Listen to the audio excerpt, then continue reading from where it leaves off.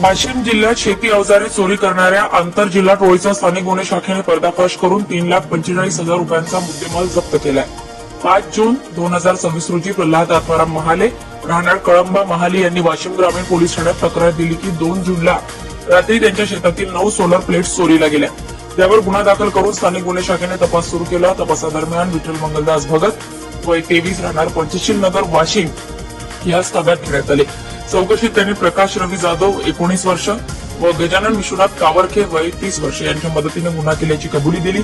आरोपीकडून 2 solar plates, हळद, बेन, शपरकट्टे, 2 motorcycle आणि 7.5 HP motor pump असा एकूण 3,45,000 रुपयांचा मुद्देमाल हस्तगत करण्यात आला आहे।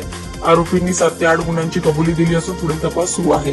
ही कारवाई पोलीस अधीक्षक निकेश खाटमोडे पाटील यांच्या मार्गदर्शनाखाली अपर पोलीस अधीक्षक लता फड, उपविभागीय पोलीस अधिकारी नवदीप अग्रवाल आणि पोलीस निरीक्षक प्रदीप परदेशी यांच्या पथकाने केली आहे।